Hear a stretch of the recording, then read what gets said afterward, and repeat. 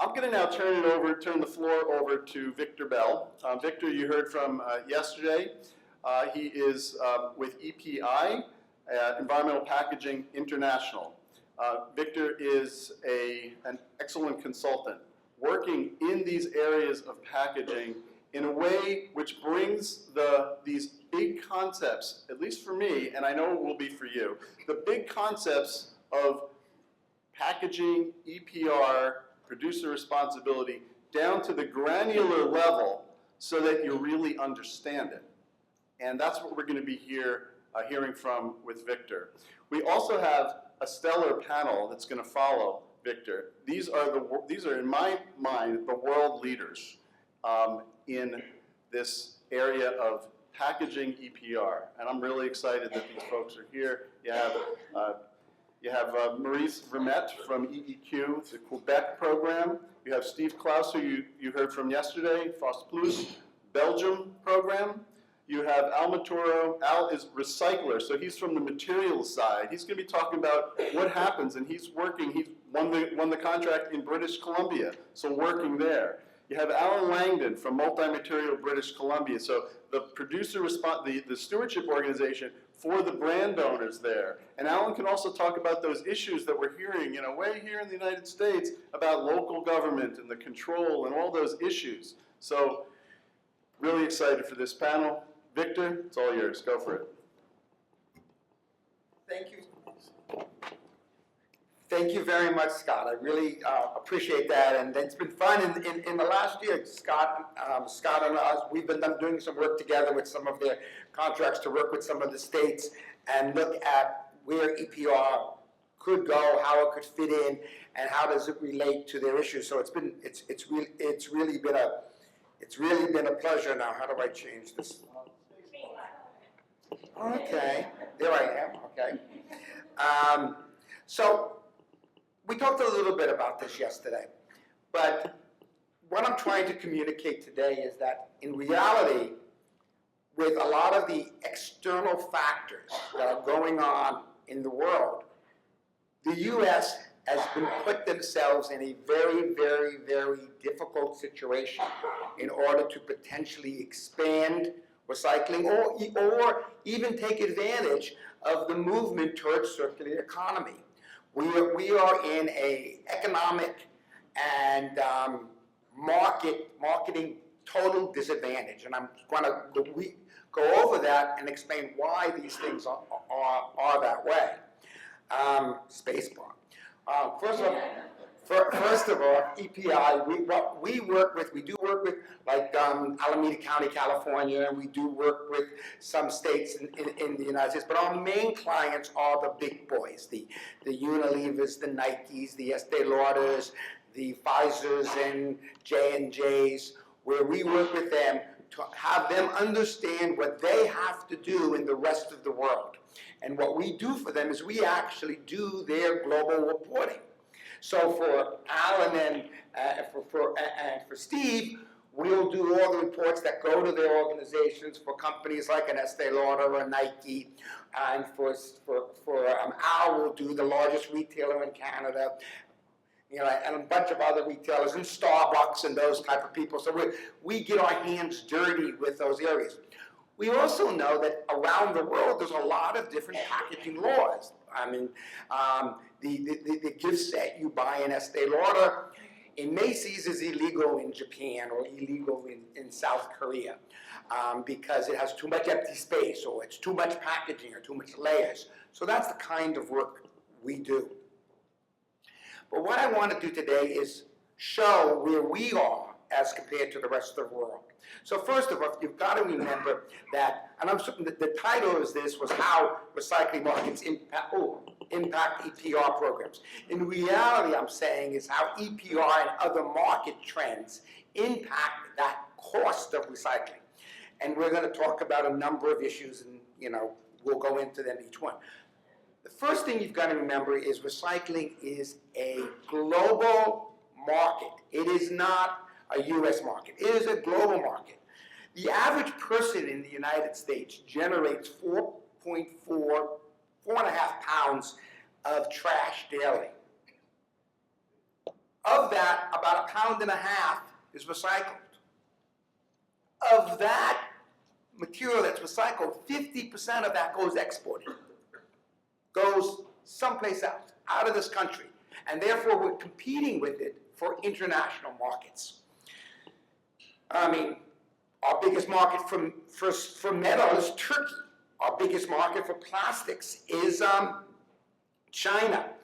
So those markets continue. PET, paper.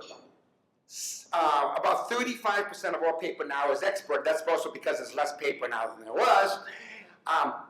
So we are dependent on these international markets.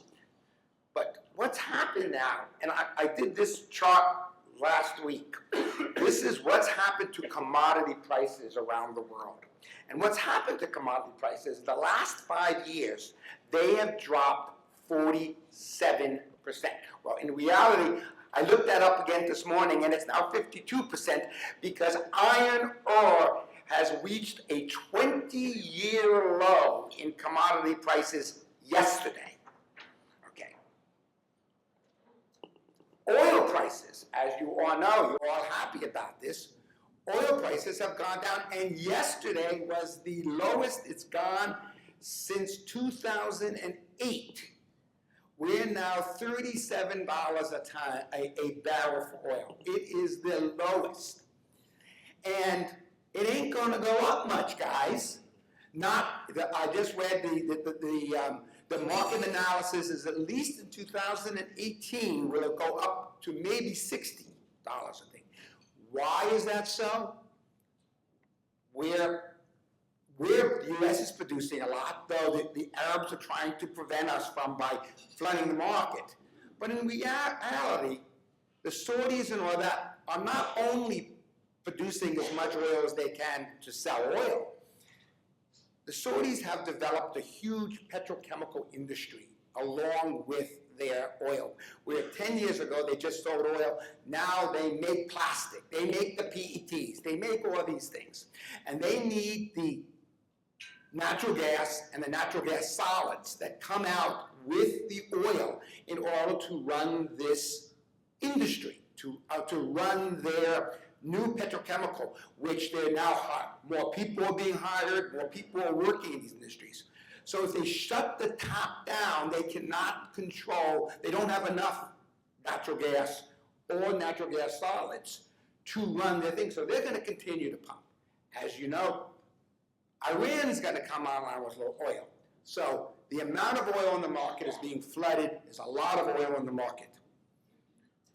But what is probably the most telling issue is oil prices going down and the US dollar going up. And as you all know, the Fed is expected to raise interest rates. So that gap between the oil index compared to the dollar index, and that gap is the highest it's ever been. So that means when my friend Steve here sells his material in euros, he gets more money for it than we do. So what we get for when we try to sell our plastics to China, it's costing us, we get less money than he does because of the value of the dollar. So it really, really is hurting our total exports. Now there's some positive here because it's going to discourage us from exporting and maybe encouraging us to create industry in the United States to use that material. So that's a good thing. But it's still difficult because those prices are so low. How do I go back? You can't? So the problems with oil, the problems with oil is that because of the oil prices, one, virgin oil prices are lower than ever. The recycling community cannot lower our things, so companies cannot sell plastic as cheap. So when a PepsiCo or Coca-Cola buys its bottles, it goes, well, do I use recycled content, which is hard for me to work with, and it's actually costing me more now, or do I use virgin? So they have those issues that are going on. Same with iron, same with ore. All these industries are looking at these issues. So we are in this huge negative issue. As you can see, the price of this. And then the other thing that's happening is, as Kurt said, we have this whole climate negotiation. Everyone's looking at GHGs. And it was really good, but if you use more recycled content in your PET, you lower your GHGs. But there's two commodities here. You have like a Coca-Cola who's using their plant bottle, which is probably lowering their GHG, so they can use that. But also now, that Saudi Arabian oil, that Saudi Arabian PET that they're making, and now we're making this brand new PET cracking facilities, a lot of new facilities. That's all new PET. It's made direct from natural gas. It's instead of from oil. It's made natural gas. It's we call it Advantex PET because it is 20 to 25% less GHGs. So if a Coca-Cola or a PepsiCo or Nestle's says, I want to do, my goal is to reduce my GHGs, they have an alternative. They can say, well, I'm going to use the new, better PET, I can use bio-based PET, and I can use recycled content. So you'll see in their 2020 goals, they're hedging their goals. They'll say, so therefore, and the only way to drive markets is to drive PET, to drive prices. So by having these alternatives, these companies can prevent themselves from using recycled content if they don't want to, and use it on an environmental layer. Also, as you know, if you use, depending on how you do your LCA, if you use recycled paper, your GHGs actually go up because you do not get the advantage of the new growth of the trees. Also a big issue, and this is Kurt was talking about, his the EPA's report. Well, I took that EPA report that came out about 4 months ago on the waste stream characterization, but it's now the material management report, Kurt, and looked at it, and the U.S. waste stream is extremely changing. Okay, we have, the amount of paper in the stream has dropped by almost 50%. In the waste stream. And that was a huge amount of material coming in, getting things happening for these guys to market. Plastics have rose, but it takes more containers to make the same. So instead of having 20 or 10 PET bottles to a pound, you need 15 to 20 to make a pound. And also, there's been a huge increase of flexibles. So therefore, it becomes it's very difficult now for us to make, so one, we have lighter materials, we have less valuable materials, the markets are sunk, and also, what's happening is that states like California have very ambitious recycling goals. They have a recycling goal of 75% for 2020. But if you look at their waste stream, there is less and less good stuff. All the steel cans are going away. The glass, no one can do anything with it. It's messing up the whole system. PET weighs less. We're going more to flexibles. How do we get the money to collect these new materials right now? So it's very difficult. All our MRFs are designed wrong. They're all designed for 60 to 65% paper. Okay? So we now have all our MRFs are designed wrong. And then what we've done, and we're going, the number of single stream MRFs has increased greatly. Now, for example, in Europe, the only place where single stream MRFs are in the UK, and the European Union just criticized them and have directed them to get rid of all their single stream MRFs because the problems with glass and the problems with issues like with mixing that in. And Europe has never mixed glass in with everything else because it just contaminates the whole system. So we have all these dirty MRFs and trans 30s. So the value is less valuable. There's less value in that material. So here we are, again, marketing material, and would they rather have the nice, clean European material, or they like to have the nice, dirty US material? And again, what? We're gonna get less for it. What has driven from this? For the last 5 quarters, all of the major waste hauling companies have lost money on their recycling end. So what does that mean? Wait till your community contracts come up to renewal on the recycling side. They're going to come up, you're going to have to pay more money because they're doing that. So, yes, we have, as you saw, that who's been here, I made an announcement yesterday. We have a lot of companies who are looking at making recyclability goals. But the problem is you need to drive that market. So more and more people are doing that. So let's talk about what the next session is going to be more about, and that's EPR. When Scott formed PSI, we had EPR basically in Europe. You know, I think also Japan was on there, but you can't see it for some reason, it's cut off. Today, we have EPR. Now, unfortunately, I couldn't divide by the provinces. It's not the whole of Canada. It's a little greater than it should be. But I think it's 85% of the population, 95% of the population, yeah, has EPR. You have all of Europe. You have all of Eastern Europe. You've got Turkey. You've got Tunisia. You've got South Africa. Last week, Brazil passed. We have Australia. We have draft legislation in China and India.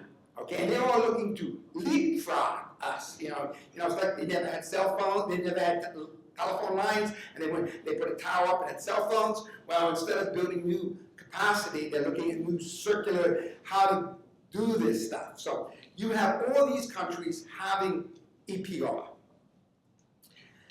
Canada, I'm sure this is going to be something we're going to show in a second. You have it by province, and you have different amounts of consideration of what is paid for. So what happens in these countries is, in order for them to make infrastructure, they will use the money that they're getting to do the infrastructure. So I know Alan doesn't like me to use the word subsidize, but the collection and marketing and then the shipping of this material, in a sense, is subsidized, because if prices go down, the fees go up. I hate to say that, but it's true. But they're also incentivized to reduce those costs and manage them correctly. So we are really in this disadvantage. This is just an example. This is as 4 different ways you can sell barbecue sauce, and showing the difference between a PET bottle, glass bottle, one pouch or another pouch. And as you can see, there's major incentives to switch to things that are, one is recycling or things that weigh less. There's major incentives. So for that glass bottle in British Columbia, that one bottle, which is about 260 grams, it's about 5.5 cents for that package. Where if they switched it to PET, which I'm sure Alan would like them to do, it would only be a penny, a little bit more than a penny. So that does, now I know he doesn't like the pouch stuff, but that's also because they are so light.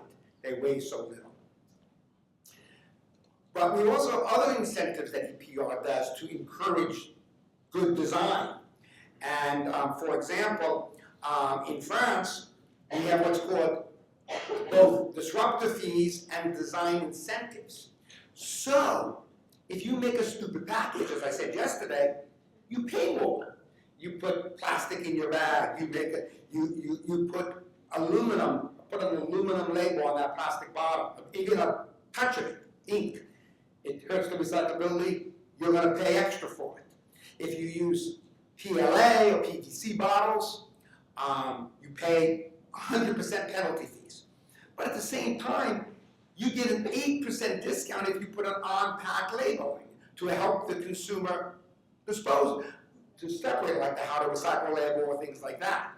If you use recycled content, you get a reduction in fees. So where France has done this, I think more, even though I have a lot of problems, as I talked to Steve about yesterday with the French program, these disruptors and incentive programs really help with design and design issues. Further, the European Union is really moving hard towards this circular economy. Last week, on December 2nd, the Commission adopted its package. The package calls for 75% packaging waste targets recycling by 2030. Economic incentives for more greener packaging. And they also are looking at how EPR can really move these things forward. So the Commission is calling on the Parliament to pass these. So where Europe, and now we have everyone from Russia to China to Brazil, all embracing this, it is going to make it much more difficult for the US to market its materials globally. Europe also, in 2014, plastic recycling reached 40%. The existing target is 22.5%. You know, how does that compare to what you guys are doing? Okay, just let me know, okay? So, last slide, and then we can have questions. I think I'm on time. Am I doing okay? Okay. It is one with low oil prices. How are we going to compete? With our MRFs, how they are, who's going to invest in these new MRFs? Can the communities invest? A lot of communities are opting out of a lot of materials now because there's no market for it, the costs are low. There's a lot of new product designs out there. Your full body labels and all that really every time the industry puts a full body label on a PET bottle that's not right, they come up with a solution that the MRF can do, which costs you 2 to 4 cents a pound to process it. Well, okay, you can process it, yes, you can recycle it, but there goes that economics again. It just drops. So yes, you can recycle it, and all these consumer good companies want to say their package is recyclable. They want to say that, but they're really not putting their money where their mouth is in reality. Guys, we've got to do something about glass and single stream. It's making our markets for that a real problem. I don't know how the cities and towns are going to afford the next round of price increases. I don't know that. So anyway, that's where I stand today. Questions? I have about 10 minutes. Perfect. Questions? Come on, you had so many questions, just come on up. You got to talk because there's people online still. This session was supposed to start at 9, so maybe 5 or so. Well, we started 5 to 7 minutes late. So.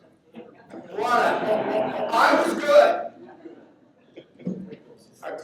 I won't take your time. I have a couple questions, and I think it's in part because I'm new to this area of EPR. But can you put, you can't put the slide back on the barbecue bottle. But the barbecue bottle, you had your barbecue bottle, and you I don't know why they only use the okay, what I don't quite understand. arrow keys. Is they make sure no one can go backwards. I'm trying to understand the fees versus the cost of the material. So I'm not sure if what that slide was showing. What that slide shows is very simple. These slides are available to you, and in PDF you'll be able to get them. But what that shows is that in the different provinces, what happens in Al's program, Alan's program, there are 40 or 52 different material categories if you count all the milk stuff. Material categories, and each category has a different fee program, and that's based on the amount that product weighs times the material weight, times the material category. So using those numbers, one of those was a Heinz pouch, the other one was a Walmart bottle. They have to pay that much to Alan that he uses. Now, there are higher fees for those materials, like the pouches and all that. But even though they're double and triple per kilogram, there's so much less weight. The glass bottle weighs 250 grams, that pouch weighs 10 grams. So even if the price per gram of that pouch is double, triple what the glass is, or 5 times, it's still going to be cheaper. 5 minutes, okay? Okay, yes. Good morning. Yesterday I was all pumped up after the session, and this morning I'm a little pumped up. Can you look at your crystal ball, and 10 years from now, where do you think the United States will be on packaging EPR, and why do you think that? There's a couple things that I hope would happen. One, I know that the state of California is having a series of meetings with all the big packaging organizations like Ameripen and GMA and all those folks, basically saying, listen, we've got this 75% goal. What kind of magic do you have up your sleeve so we can potentially meet that goal? And we want to look at this in the carbon. And if you don't do it, we're looking at something like an EPR. And we know that the governor only has another 2 years. So we would think that there is some possibilities out there. I also think some northeastern states may, or East Coast states may start looking at this. We may see some language. We do see the industry having its closed loop fund and those other areas where they're trying to invest money into it. But that's a pittance compared to what's really, really, really needed. You're not going to solve this problem by buying bigger bins. Okay, I'm sorry. I'm sorry. Buying bigger bins is not going to solve the problem. I agree with what they're trying to do, but there's a systemic issue. Now, also, I'm hoping that in 5 years, some of these markets are going to start reversing. I mean, they can't last this long as how they are now. They just can't do that. We have 2 more questions. Jeff Love, I'm from Toronto, Canada. I've been involved in some of the program, because you know. I'm a little puzzled that you use the phrase subsidy. I don't always agree with that one, but calling EPR a subsidy simply doesn't make business responsible. It makes it sound like they're giving up money on it. So I think I'm surprised. I agree with you. The word, but basically what it does is it transfers the cost from the communities to the brand owner. Well, not just the cost, it also transfers responsibility. Absolutely. Okay, so I just think subsidy. I changed that But over slides. what I mean by subsidy is I mean that where we are not going to be able to market our materials, you know, in Belgium, if they can't, they can invest in industries to use the material. They can do a lot of other mechanisms that we can't do. So yeah, I will take that criticism. I think I won't use the word subsidy, I will use the word change the economic dynamic.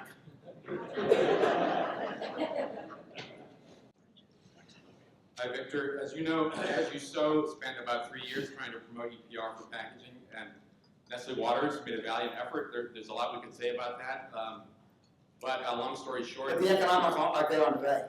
right? Nobody was interested, and I think that the key failure of that effort still remains, which is that the big CPGs can get away with it, and so they will, because there isn't sufficient political or economic pressure on them, or consumer pressure in this country. It's just not prioritized. I think we have to say that. We have to say that over and over.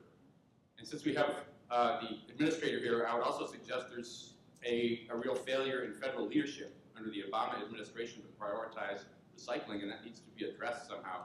Even if they don't have the statutory authority, there are other ways to do this, and I think that may have to happen just because of how much power the companies have and how little authority has been,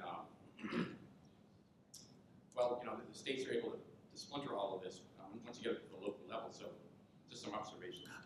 Absolutely. I think actually some of the material management things that Kurt was talking about is trying to go in that direction with the limited authority that they have. If I can speak for you, it's Kurt. That's all the time I have. I don't want to take away anything from Al and Al. So what I'd like to do is go.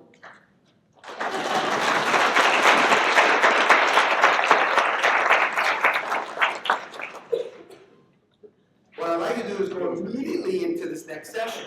And what we have here is we really have a session where we as Scott said, we are looking at the premier programs in the world. And we're going to start at Europe. And Steve is going to start, and Steve is going to talk about not only Belgium, but sort of the rest of Europe, because he is also, you accepted Dirk the next one? That is a good. Jakob, you're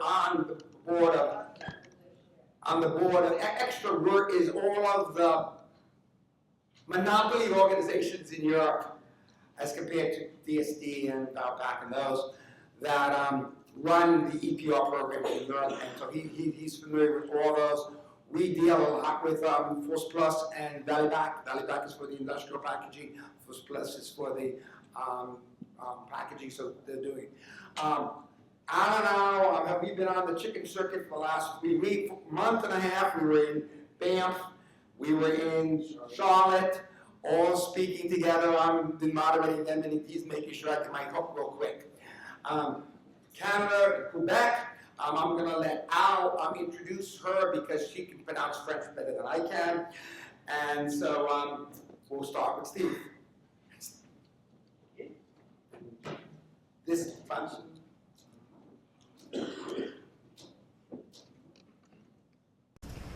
Yes. All right. Bonjour tout le monde.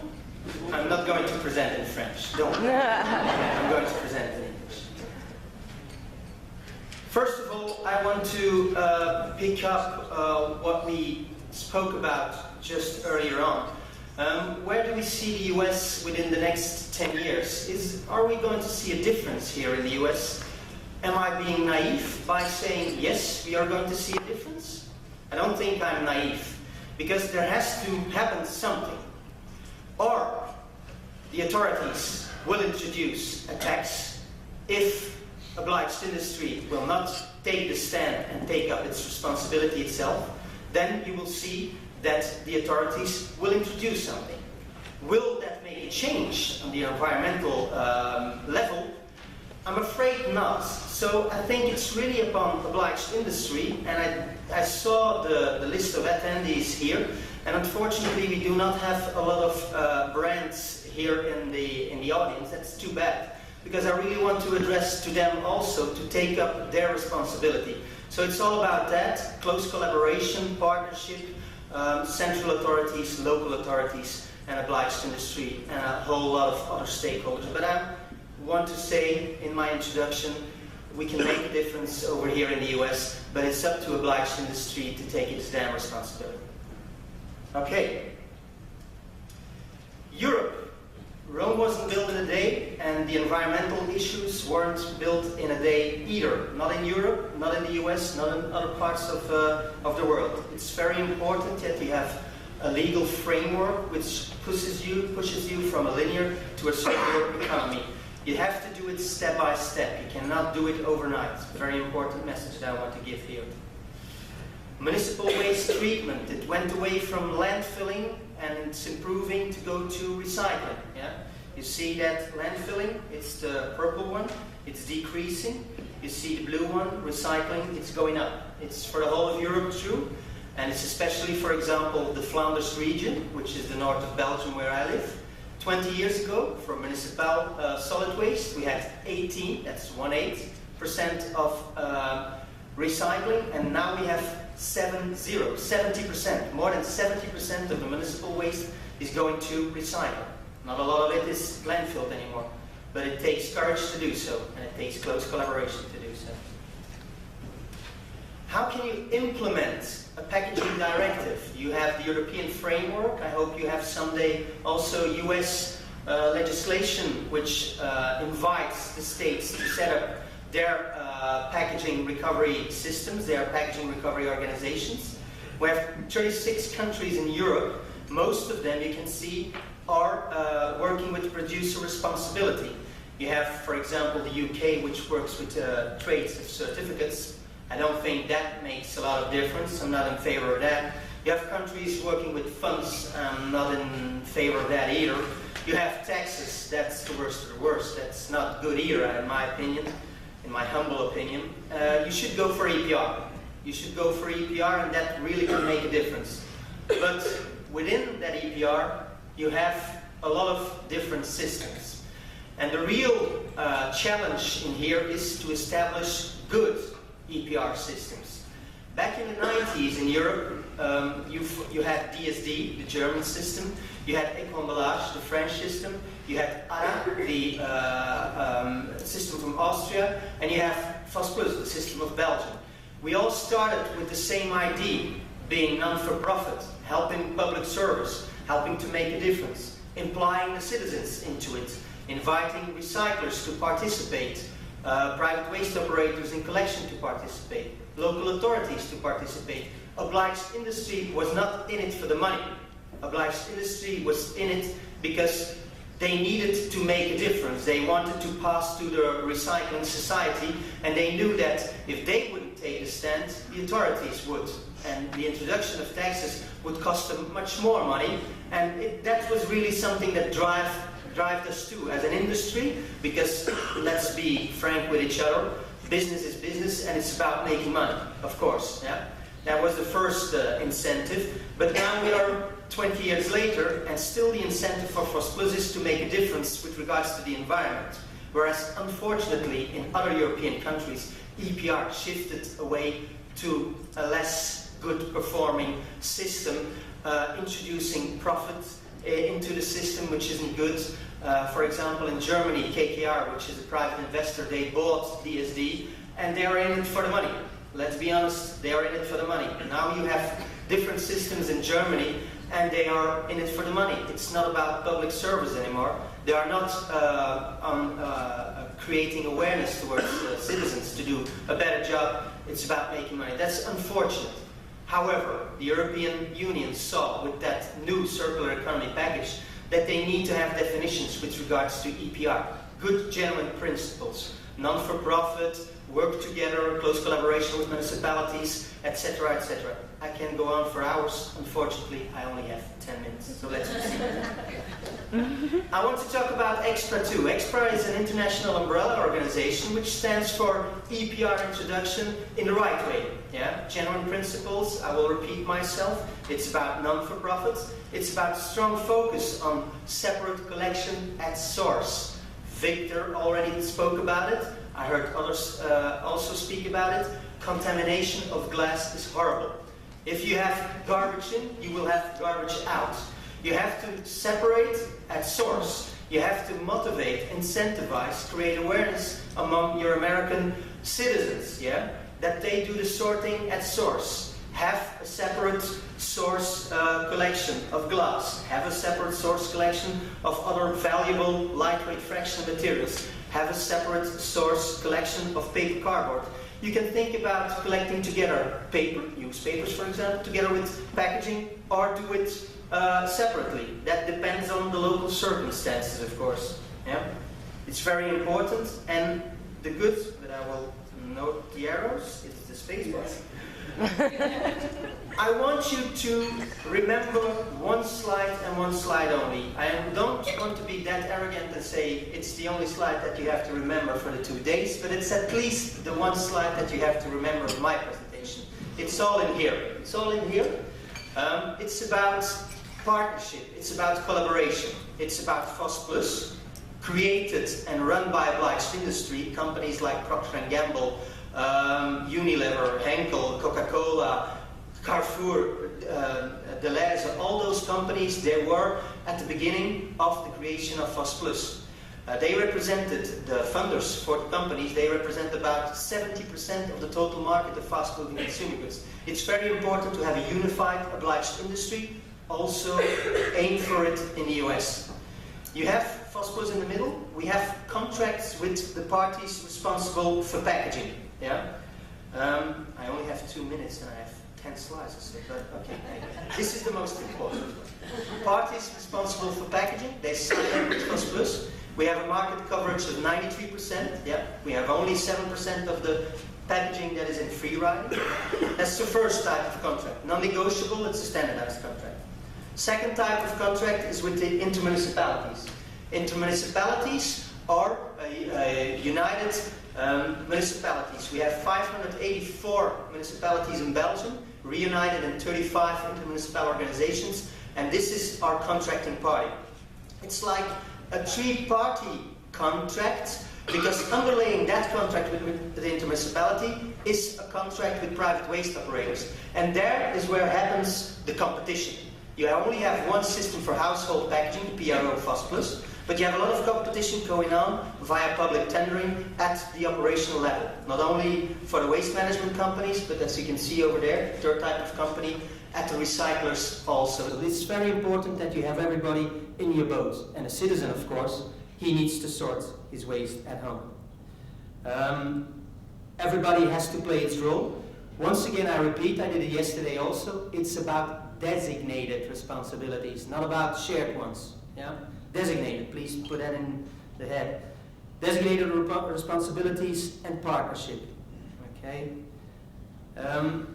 Victor already mentioned that via the fee structure you can incentivize better packaging.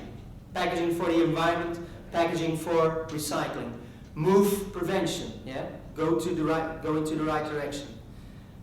The collection scheme, it's door-to-door collection of the lightweight fraction, it's door-to-door collection of paper cardboard, and it's bins for every 1,000 inhabitants a bin, yeah, of glass collection. We consume 30 kilograms, remember we consume 30 kilograms per inhabitant per year. So it's really worthwhile investing in glass collection, separate glass collection, as opposed to Israel, for example, where you have only 2.7 kilograms of one-way glass in the market. You don't have to invest in glass collection over there.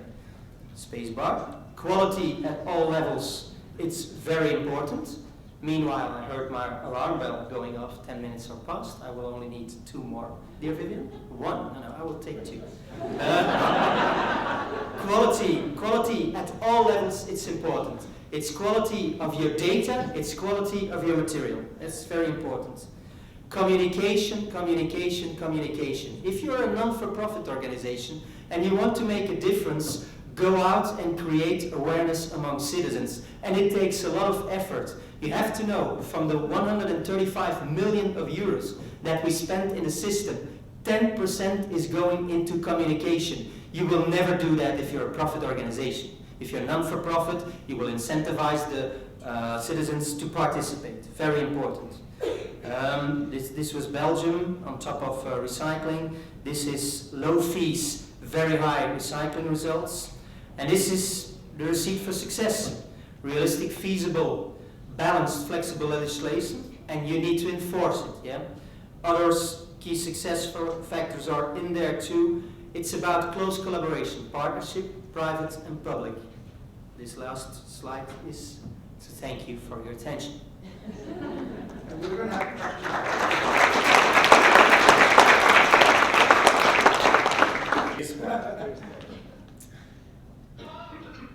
So, thanks, Victor, that was great. I'm here today to talk in as brief time as I can about the MMBCs, the lessons we've learned and the future opportunities.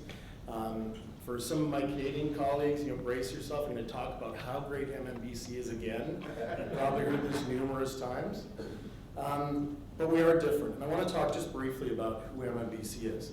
So we're, like FOSS+, we're not-for-profit. We're formed under the BC Society Act, and our explicit purpose is to develop and later implement a stewardship plan. Businesses can appoint MMBC as their agent. They have the ability to discharge their obligations on their own. Most don't do it, particularly in packaging because of the complexity. No single business is going to try and recycle all their packaging, particularly given the access requirements. You have to provide province-wide access. And when I show you how big and how large MMBC is, some of the complexity, you understand why they don't do that. We have about 1,000 businesses, as he's indicated. It's most retailers are probably the largest payers into the system, but on a whole, large businesses, probably the top 100 businesses fund roughly 80% of our costs, right? So it's really the 80-20 rule in effect. And this is probably a point of differentiation. We're the first EPR program in Canada where industry has assumed full financial and managerial responsibility. And I really have to draw that distinction. There are 5 EPR programs in Canada, but none of them are like MMBC. And in a ways, it's like, I've tried over my head to try and explain what the difference is, but let's say, instead of MMBC, we're talking a football team. I purchase a football team, I get to pay the salaries, but in the other programs, I don't actually get to tell them how to coach or how to play. The players actually do that for themselves. In MMBC, I, on behalf of the companies, essentially bought the team, and I'm the general manager, and I actually get to execute those decisions. I get to hire the coach. I get to put the players on the field. Al would be my, head of defense. He's managing my post-collection system. And I've got a bunch of other people who are managing the collection system. And we're actually directing the system and how it evolves. And I'm going to talk about why that's really important, given some of the challenges that Victor's outlined in his presentation. So briefly, an overview of the MMBC system. And I think the most important thing when you think about this is what we did in a province this big. So we're 4 times the size of the UK. We're 2.5 times the size of Japan, right? We're just under a million, or just under 1 million square kilometers. We have 4 mountain ranges. We have an island there on the bottom of Vancouver Island. It's probably bigger than some of your states here in the Northeast. It's a huge province. Our population per square kilometer is 4.8 people, right? To put that in context, I think in Massachusetts right now, we're probably where we are today, it's probably over 1,000 people per square kilometer, right? That's the difference. So if we can do this in a province as big as BC, we can absolutely do it almost anywhere else. And just to give you some context, I have depots, drop-off locations on the northern border. Stewart, BC, population maybe 800 people. It's probably 20 kilometers from the Alaska border. So I have, in that massive province, I have collection or drop-off points in almost every corner. So how do we organize this? So curbside recycling, we have 2 ways of doing it. And I think this really gets to the center of what I think has been the success of the program, is we gave local government choice. So as a local government, you had the opportunity to accept an incentive offer from us. So you get paid a per household rate to collect recycling and then turn it over to us. Or if you didn't like that offer and you already had a system in place, you could turn it over to us and ask us to provide the recycling to your citizens.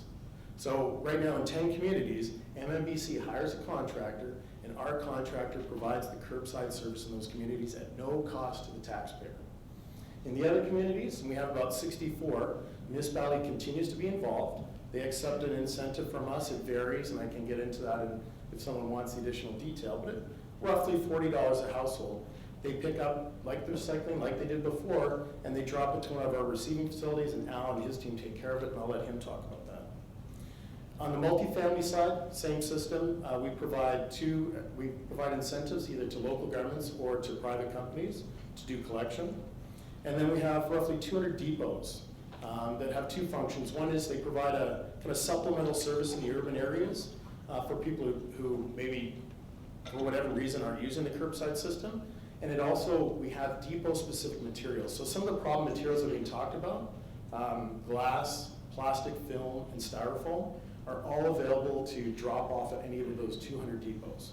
And then in the rural areas, all our materials are eligible for drop off. And in some of those communities, we have communities as small as 300, 400 people. We have First Nations, maybe 40, 50 households. And they'll have a depot and they'll be able to drop the material off at that location, any material in our program.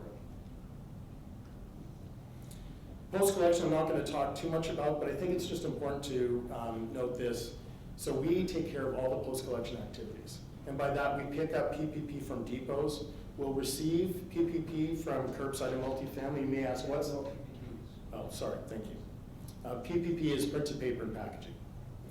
And you might ask, what's the difference between receiving and picking up? So the depots will actually go to the depot and pick it up. For our curbside and multifamily collectors, they have to drop it off at one of our receiving facilities.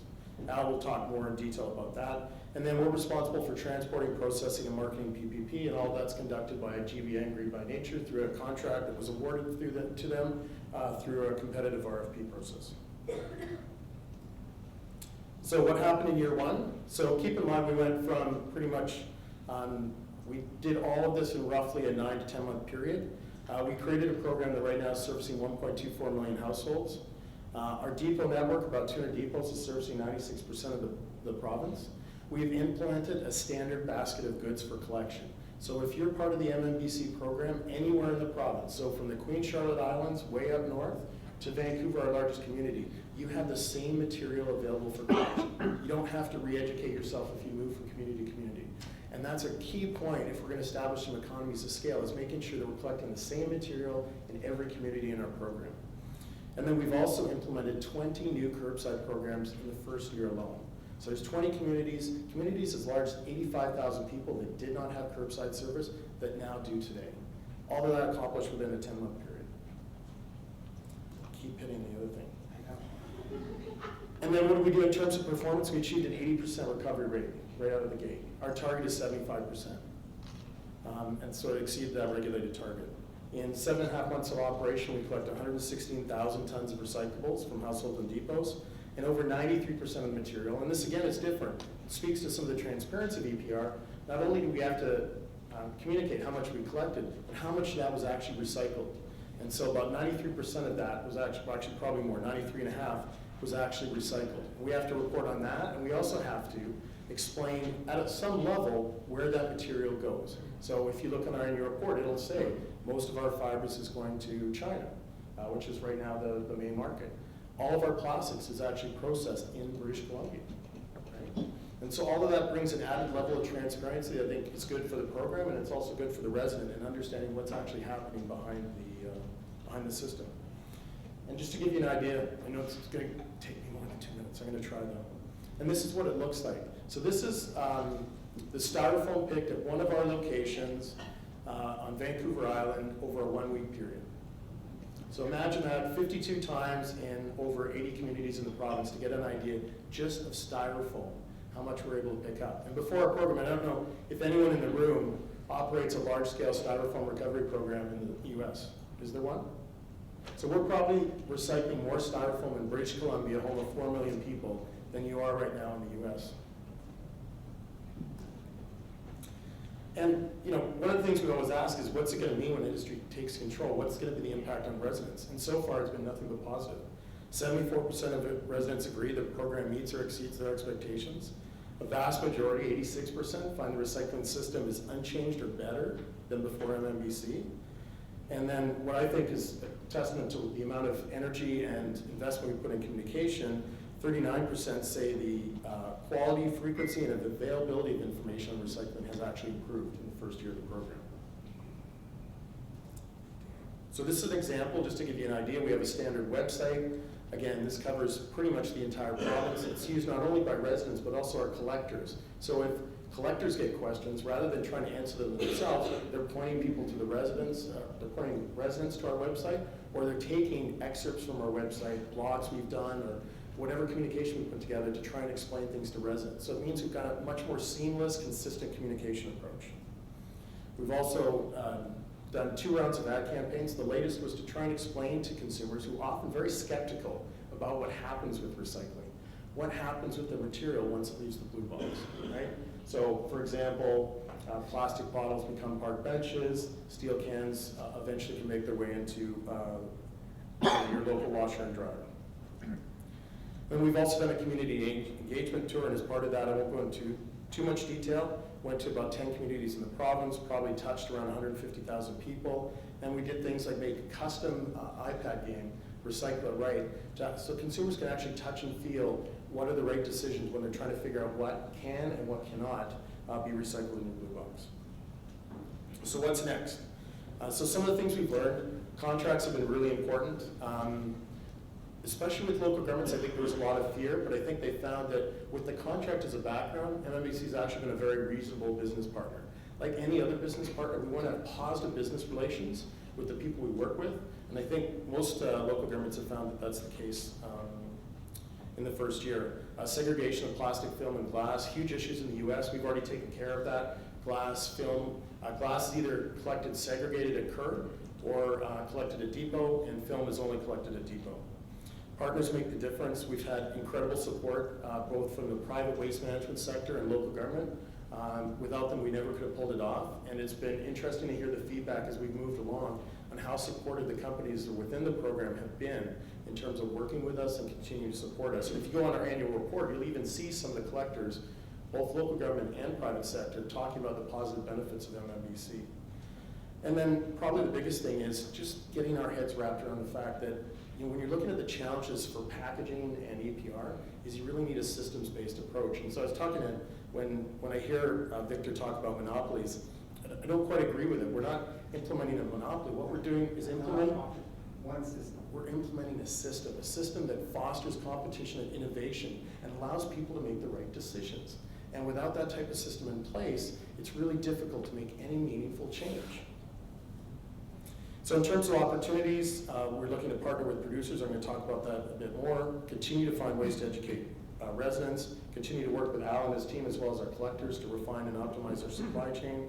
And on the producer side, I'm sure Victor's happy about this, identify ways to improve and simplify the reporting process. Make his job easier. No, I like the complex. I get more complex. Yeah, there you go. And I just want to touch briefly on a couple things and I'll wrap it up.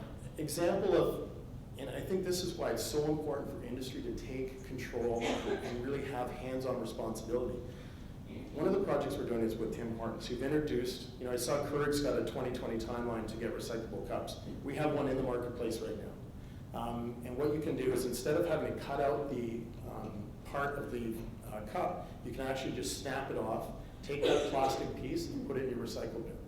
And so we're partnering with Tim Hortons, which is the largest coffee chain, maybe it's equivalent to the Dunkin' Donuts down here, to bring this, to actually do a 3-month recycling study to see, now that they've introduced it in the market, they're supporting it with a microsite, advertising on TV, advertising in local stores. We're doing a study with them to see, is it making a difference? Are we seeing consumers understanding the message and able to recycle that?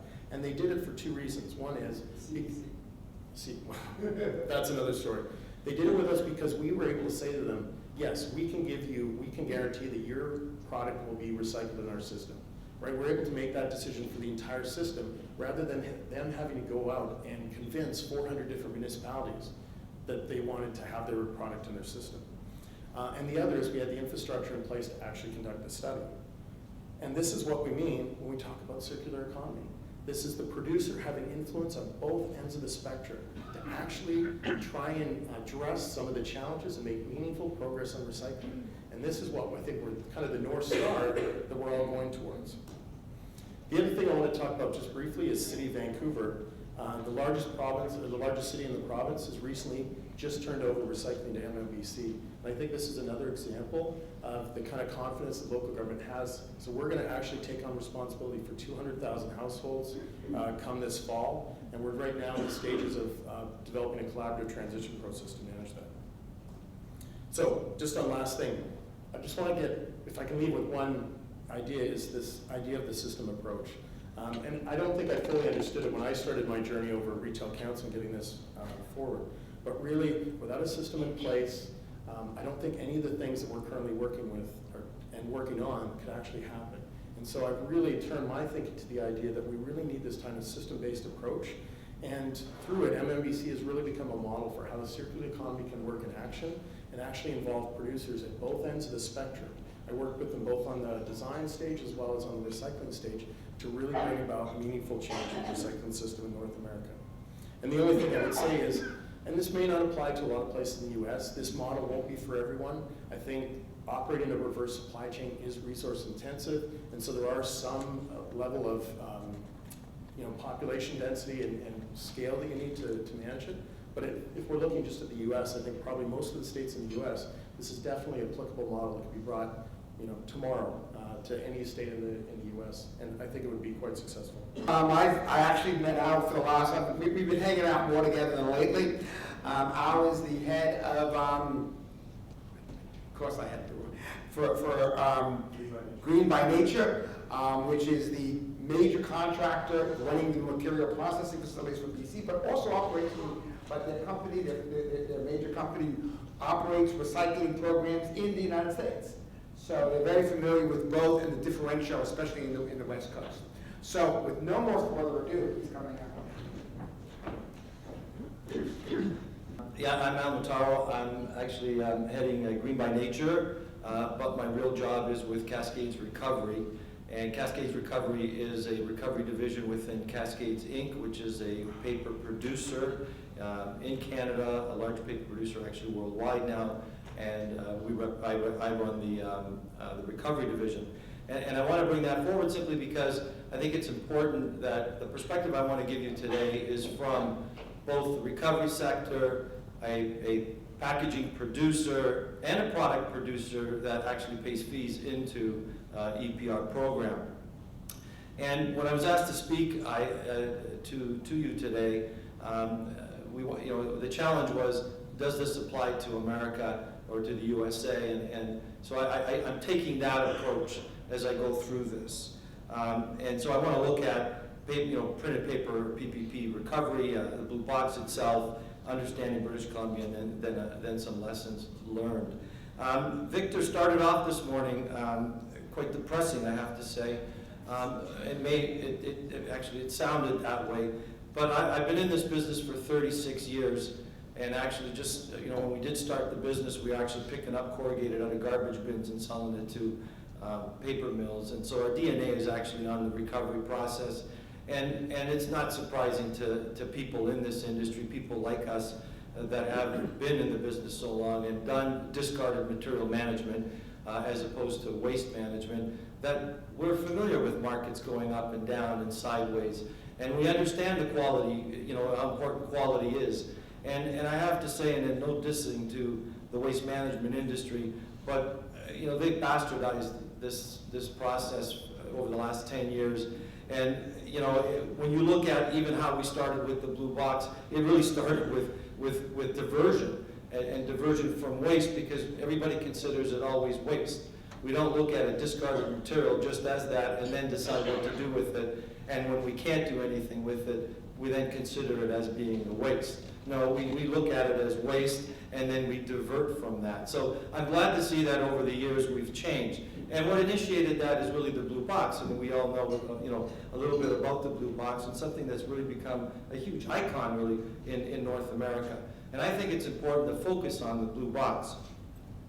And what's behind the blue box? As I said, every community has a blue box in North America. It's it's owned and operated by your local municipalities, for the most part funded by the taxpayer.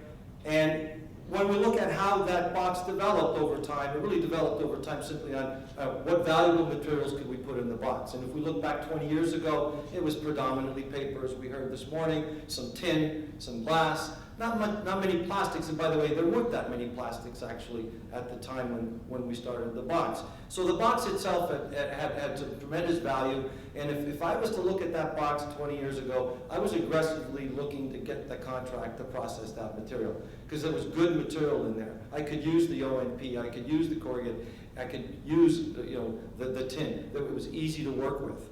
But since then, we've seen some tremendous changes. And it's led to increasing in costs, and I hate to say it again, but driven largely by the waste management industry. And so we started to see some operational changes occur, which led to single stream. And why? Because it was easier to collect single stream at the curb and put one bin in the truck as opposed to sorting it. And no one ever focused downstream as to what happened.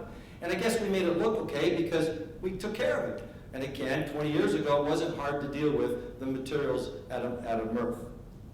And so when we look at some of the challenges, then we start to realize, and we're hearing a lot of this, and you brought it up, Victor. You were bang right on this morning with everything that you said, which is kind of strange at times. But this time I'm okay. I agree totally with you, and that all this is leading to some challenges out there. And again, keeping in mind that what governments have been pushing diversion, increasing diversion, and that's in the mindset of everybody right now, or has been over the last 5 years, is to do that. But at the same time, what are we doing? We're seeing new packaging materials hitting the marketplace. And those packaging materials are not necessarily designed with a positive end-of-life solution. So they are all kinds of mix and matches, as Victor did allude to this morning. What's that doing? It's costing more money at the end of the day. It's costing more money to run these materials through the facilities. And why? And even with optical separators, even with innovation, but the challenges that we have is it's a very rigid system. It's a system that was designed for a lot more easier materials. And when we look at the real challenge that's hit us right now is that because over the last 10 years we could do a pretty lousy job of sorting materials, putting it in a bale and shipping it to our friends in China, we made it look like it was real easy. And 2 years ago when the green fence hit, it really hit hard because all of a sudden now there were quality standards put back into play. And so the cries that you hear today are no more than the fact that the facilities are not able to keep up with the quality that's been put in place. And why? Here's a good example of that. We have a tin can and it goes into a multi-layer pouch. Okay, my favorite, of course, meal, my pasta. I know this very closely. I can see this. But if I can look at this from 3 different perspectives, I'll look at it from a processor, and I'd say that's not a good thing because on my line, I can take that tin can off with a magnet. Cost me absolutely nothing. Now that pouch shows up. By the way, it's not even an in-scope material. It's a contaminant, and I got to take it out, and it costs me money. On the other hand, when I look at it and I listen to my wife, she loves it simply because, hey, she can open it, use half, seal it, put it back in the fridge. It's very convenient. And I imagine from the producer's standpoint, it's also optimum because you don't need to haul truckloads of cans. You can probably haul as many units in one truck as you did with 4 trucks. And there's, the longevity of the product itself probably lasts even longer. So it's all really good. So when we sit there and we listen to this, what are we doing? Are we designing the package for the infrastructure, or are we going to design the infrastructure for the package? These are big questions right now, because if you listen to the infrastructure of the supply chain, oh, that's not good, that doesn't work for us. You need to change things, you need to do things. And so really then, at the end of the day, who's driving this blue box truck? Who's driving? Who's in charge? That's a real question for us. And so we also need to consider that, I think producers and the economy out there thinks that, the free market takes care of everything. Well, that's not true. Not true in this sector, because in the free market, we do take care of everything. We run recycling facilities. We take care of IC&I materials. But we only collect materials that we can make money on, or that have a sustainable outcome. So that's what really drives it. And so when we have stand-up pouches or materials that are not worth anything, then we're not going to collect them. And then the real challenge is, well, hold it, there's a lot more plastic showing up in the stream right now. Let me tell you, in the last 3 years, if you look at a thermoform container, that nice little plastic container that you can buy berries and all kinds of things in, they dominate the shelves right now. Where'd they come from? What are we going to do with those? So these are the things that need to be answered. Who's answering those questions? And then when you look at the private sector in the scope of this business, really the private sectors, we're only contracted. We're the supply chain. We don't make decisions. We drive the trucks, we pick up the material, and then we receive the materials and we process them according to some standard some municipality tells us. That's what we do. We're nothing. The waste management industry, the recyclers, play a really small role in this whole exercise when you look at the outcome that's required. And the scary part is, and I'm saying this respectfully because it's a reality, is that we've seen it. The more money you give a municipality, the greater the bureaucracy, the more people that are hired. So does the money go to the right place? And I say this again respectfully. If the municipalities could do a good job, then why haven't they yet? And so and we have to look at that. We'll add to that then. What's really happening is now that we have this producer responsibility surfacing, well, at the core of all this then is the producer, and it is all their products. And so I put this little statement in here that President Obama said on America Recycles Day. We acknowledge the importance of reusing materials and reducing consumption. And in addition to that, he also mentioned the value of the blue box and that, you know, we should consider using the blue box instead of the garbage can. And what's important about all those statements is they're saying it. And that when they start to talk about it and we start listening to that discussion, that means it's going in that direction. And I think that's great, because we also know that, and we've heard that governments are strongly pushing then the producers to be responsible for their materials. And again, look at the Product Stewardship Institute. It's happening, all right? It's happening with other materials. So it's a reality. It's going to come to life. And so what choice does the producer have? So if I look at it from a producer's standpoint, I'm looking at this and I'm going, holy smokes, every household has a blue box, all right? The majority of those programs are owned by municipalities. And when I look at everything, it's not really a free market. It's very much a social market when you look at what's happening, because it's a feel-good thing. Municipalities run it, and they're doing a great job. They've, in fact, put together a really good infrastructure. But as a producer, then what's our option? Our option is to what? Continue to dump money into the system, or let the taxpayer pay? Well, we know the latter's not working. So it's about paying some more monies. So really, when I look at this, I'd almost say, as a producer, if you really look at this closely, this blue box is a monopoly. It's the monopoly in effect. And why? Because that's my only option to put my material in. Think about this. We all have a blue box or a bin. It all goes there. And I think that's what's really different between America and Europe, is that we have some very strong roots here in the blue box. It's there. It's awesome. It does the job. We don't have to work hard to really get going on the job. But we do have this complex infrastructure, and because it serves everywhere, it's the only place we can go. And the odds are of a producer going out and trying to replicate that, come to your home and pick up whatever package that you use to bring home their product, is about not to happen. And so when we look at everything, really, the producer's somewhat boxed in. So we need to think outside the box. And that's because when we do look at EPR, and extended producer, whatever that is, it means that as producers, we're being asked to do a little bit more. That means cover our costs, make better products, look at positive end-of-life solutions for everything that we do. So then the odds are that all the municipalities in any state or any country are not really going to align themselves enough to put in place an outcome that's going to satisfy the obligation that's being placed on a producer. That's reality. Think about it. Think about your own state. Is it ever going to happen? Because every municipality, every township does their own thing. That's the reality. That's the reality. And yet there's a new demand over here, and we're trying to put a new demand into something different. And on the other side, do you really think Kraft or Unilever is going to run around to your community and strike a deal with you to help them out on their package? I don't think so. That's just not going to happen. So we need to look at some change.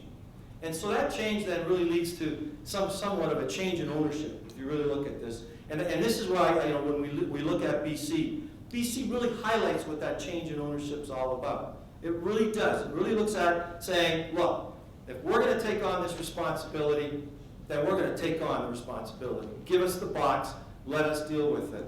And so that's what really happened there. And as Alan told you, is that it worked.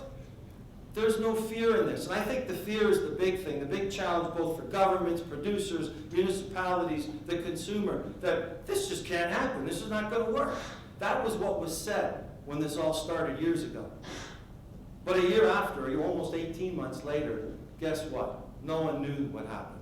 They didn't realize what the change is. As a matter of fact, they're seeing opportunities now. There's more materials being recycled. We're going to add more materials. We have a lot more information. So a lot of real positive things have come out of this. And so what does it look like? When you look at the infrastructure or the model in British Columbia, I put this up here because it's to understand that the supply chain plays an important role in this. It plays the same role it did in the past. It supplies the services that are necessary. No different than you can see in the supply chain, the municipality is on that list, because they supply that service just the same. But what's changed is the management of the collection and the post-collection system. And in British Columbia, the collection system is managed internally by Alan's staff. And when we look at the post-collection system, that's where Green by Nature comes into play.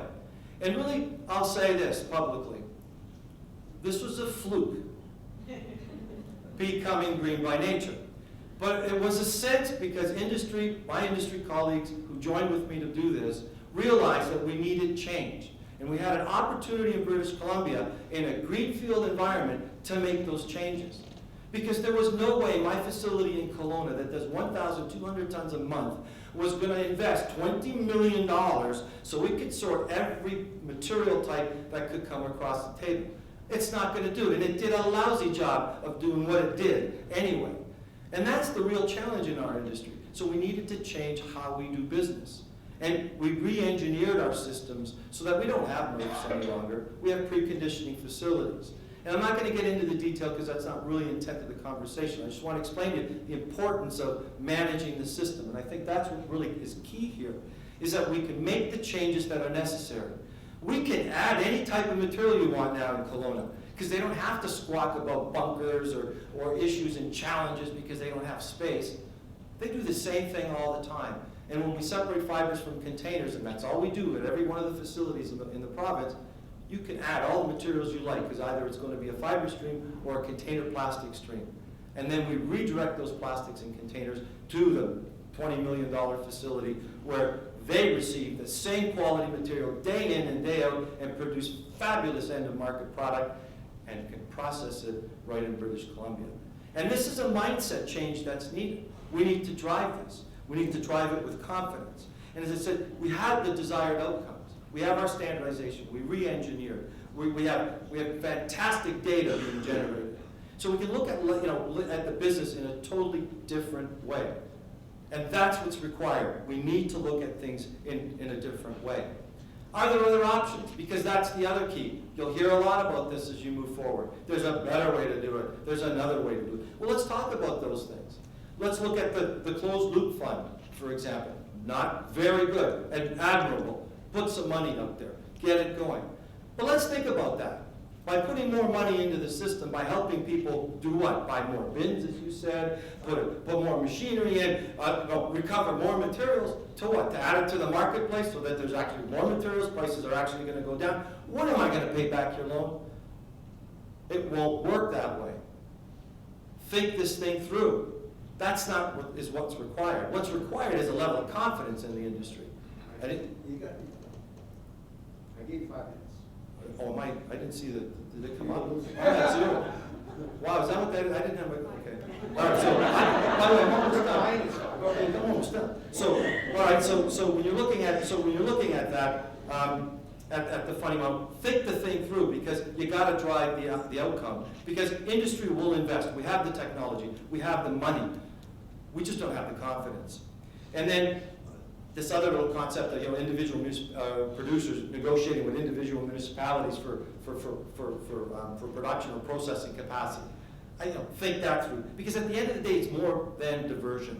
It's about accomplishing how do you get positive end-of-life solutions? How do you create a level playing field for all packaging? These are the other things that need to be factored in and managed in a system. And this is what we're driving. So in closing here, EPR is not about diversion. There's a lot more to it. The largest obstacle is making a decision. Let's talk more or stop talking. Yesterday, John Coyne said, connect the dots. Connect them or don't. We're hearing about incineration. Let's burn it all. Well, if we're going to burn it all, let's say we're going to burn it all. That's it. Let's not waste our time trying to invest. We need to know what we need to do. And I think the industry will come to life and get it done. And so that when that happens, you'll have that circular economy come to life because we're going to create responsibility everywhere. And then finally, yes, I'm going. You won't. You know that. I'm doing Victor Belly. Hold on. And the system. You were this time. Okay. And so again, going from a social model to positive. And in closing, here's how we run our business. This is a thought process. We're trying to build a system that says producers care so much about their printed paper and packaging that when the consumer's done with it, the producer wants it back. We want to build that in there. We can do that with one process, one set of rules for all. And so that EPR really, at the end of the day, means every package recycled. And don't be afraid of that. Thank you. where this is 100% responsibility, it's more of a shared responsibility, and Quebec's movement is basically getting it to 100% very quickly. So Maurice is going to talk, and then we're all going to have time for questions. And we're going to be a little over, but we're doing our best. Okay. And I remember the space bar.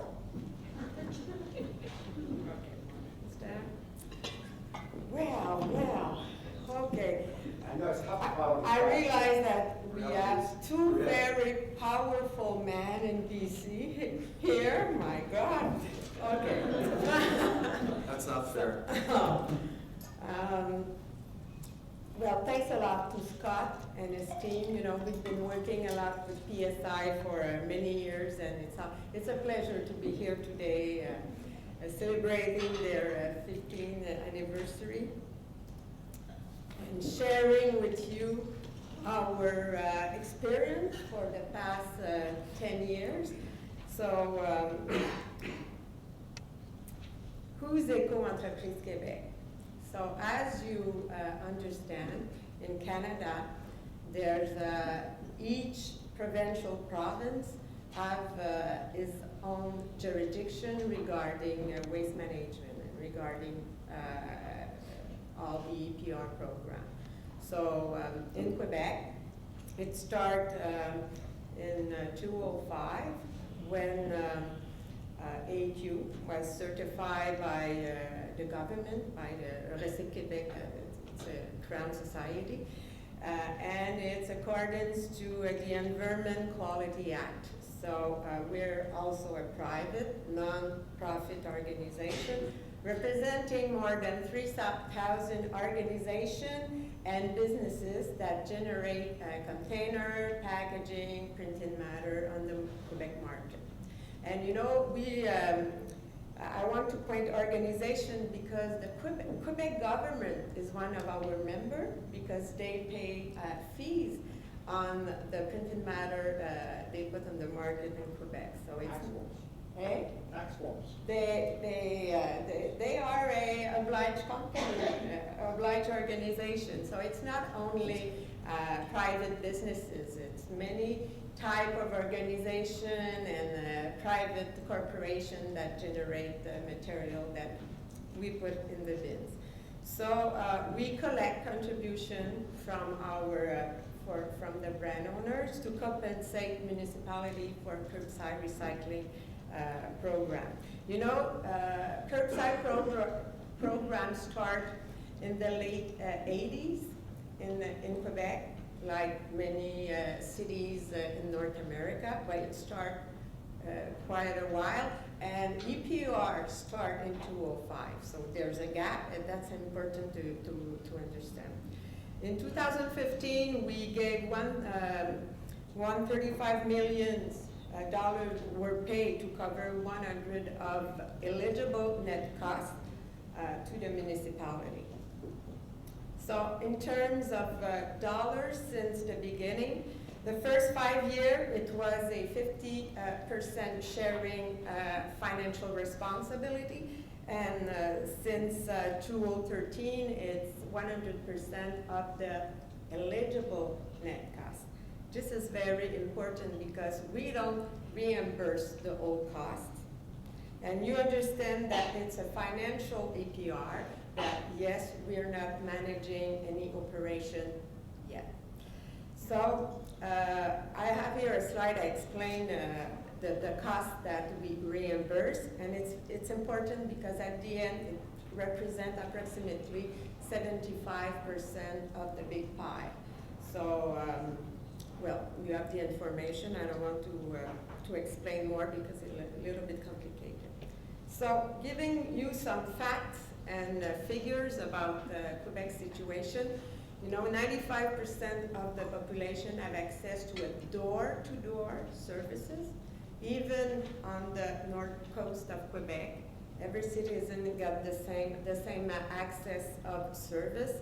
And we're talking about, we're 8.2 million of citizens in Quebec. And I just look at our, you know, it's a very big province also. I think it's the biggest one in Canada in terms of the size, and our density is also low. So I think it's 4 inhabitants per square kilometer. So we also have 11,000 pieces of equipment to recover material outside the home. It's important to understand that in Quebec, we reimburse the curbside recycling program managed by municipality, and some of the program give services to small ICI. So it's not only residential, there's also 15% of the tonnage collected by the whole system in Quebec that is coming from institution, small commercial, and even small industry.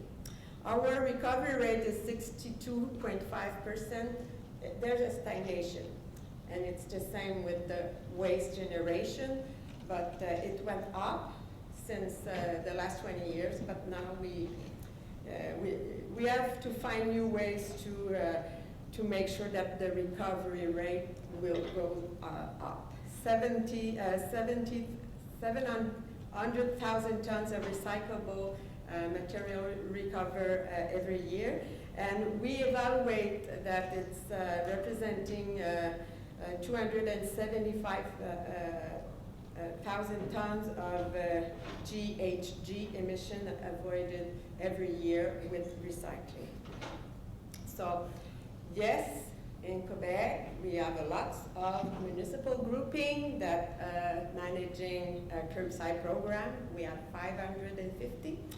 We have more than 50 collection services providers, 24 sorting centers, and 50 conditioner recyclers. There's a lot of stakeholders in the value chain system, and it's our reality. We can improve it, but that's our situation right now.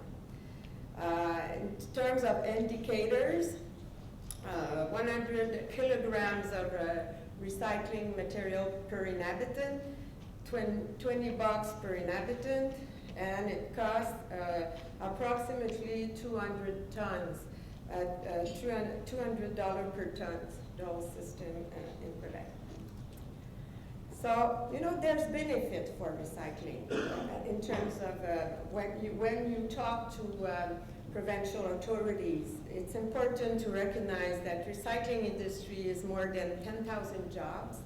It's one third of the jobs in sorting centers supports the social economy, and there's employment in all regions of Quebec.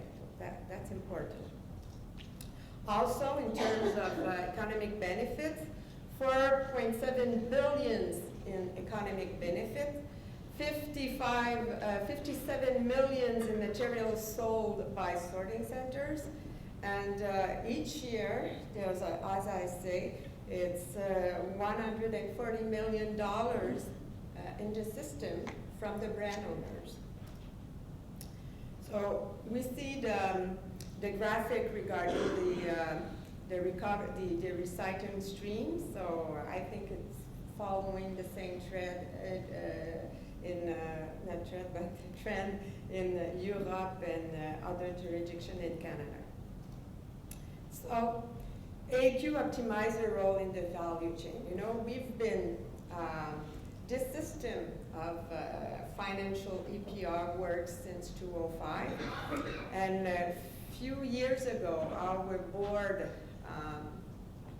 realized that it's, they're signing check, but like Alan said, we give the salary, but we are not managing the team.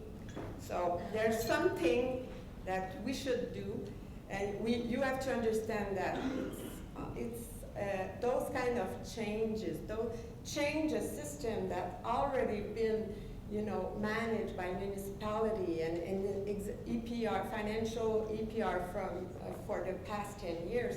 It takes time to change the way people view, the way people, it's always hard to change something in a system. So we have an incremental way of trying to convince our government authorities to understand that status quo is not acceptable. We have to move forward, but all together. And in our last strategic plan, the board decided that AQ is no longer a banker, will be an optimizer of the value chain. And so what we did first, we analyzed the whole value chain system and each stakeholders and in terms of many indicators, and we had access to a lot of information. And with KPMG, we evaluate the level of performance and maturity of our system in Quebec. And well, we are right now at a defined level. That means that there's some performance measures, but a very big lack of integration between all the stakeholders.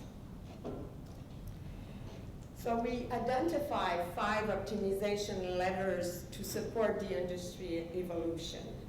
Very simple, but it looks a lot like FOSS Plus and MMBC. So optimize how and what the public recycles, improve the quality of collected material, encourage information sharing and the implementation of best practices, improve sorting centers' performance and efficiencies, and apply a regional or even a provincial perspective to sorting and conditioning activities. So what we realize also, and it's also with our Quebec context,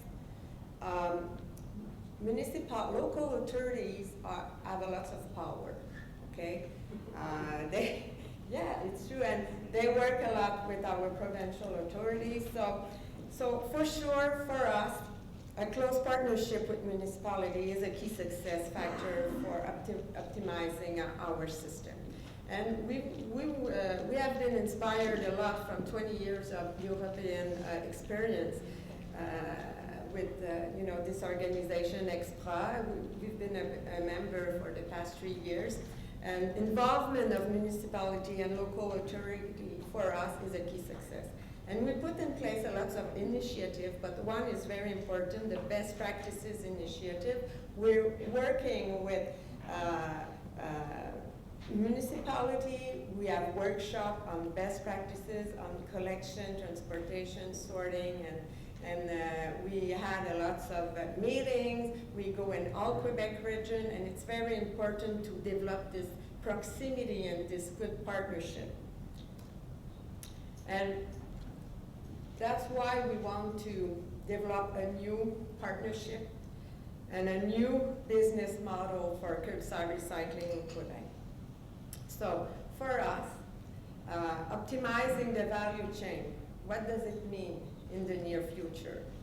It means that curbside recycling system should evolve from a public service to a business model where companies understand the concept and use recyclable materials for their container, packaging, and printed matter.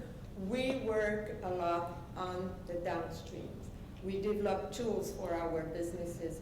OptimEco.ca, everything is in English. It's a kit for eco-design, and it's like the initiative of Eco-Emballage and FOSS Plus, and you can go if you want to see, and it's very simple.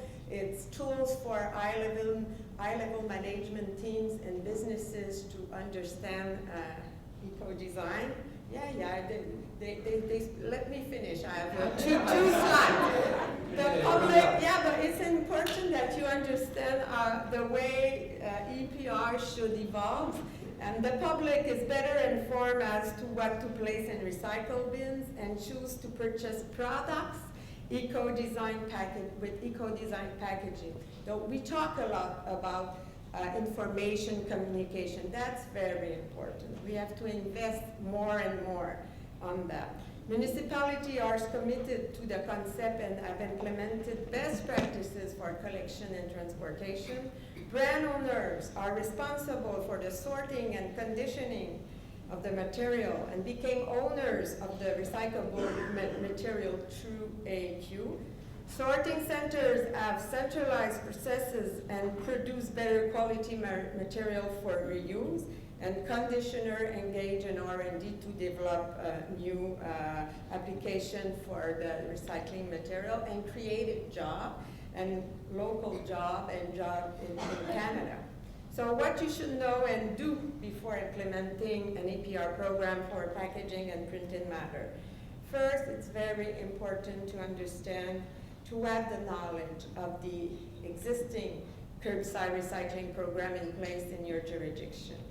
There's so many lack of data and of information regarding the cost, regarding the quantity of material collected, regarding all the stakeholders. You have to do a mapping of the stakeholders. You have to have a facts, figure, indicators. You have to develop a knowledge also of any deposit system in place in your jurisdiction. I'm the first one who's talking about that today, but it's important. Deposit system is managing a lot of material that are containers, bottles. And when you have to think about an EPR program, you have to think that is there a system in parallel managing the same kind of material? This material, you won't have access to it because it goes in the deposit system, and this is a lot of money. So you have to develop a knowledge of this system in your jurisdiction, if you have a deposit system, and you have to evaluate the impact of having two systems in parallel, because it's managing the same material. It goes in the same stream. You have to evaluate the different types of EPR. There's financial, hybrid, full EPR. Every jurisdiction has its own context. It's not a cut in space. You have to evaluate your context, and you have to evaluate what kind of EPR program would be good for your jurisdiction. And especially with the government and with the local authorities. You have to understand their views. You have to work with them. And it's, I don't want to be not naive, but you know, you have to find a way to communicate and to work together.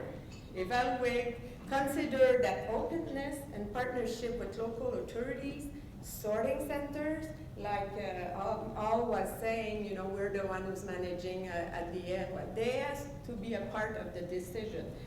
Recycling and recycler are key success factors of any new EPR program, and naturally our members, the brand owners. So that's some of the food for thought for our discussion.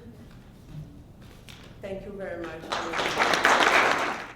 Thank you all. That was a really, I thought, hopefully you felt it was interesting, because I thought it was, and I thought there was a lot of good foods for thought. And people, we can come up and do questions. We have some time, but I do want to ask the three people here a big question. And one of the things that you need to understand the differences here, and where Al has been able to, the 2 hours, Alan and Al, been able to maximize the supply chain, maximize the amount of MRFs and all that in Quebec. How much have you figured out how much money you could save if you consolidated the material processing facilities or the community MRFs or all that, and what that would do in savings of cost of processing? Yeah, all the analysis we did with KPMG took about 18 months. And we had, fortunately, we had access to all the data as an EPR organization.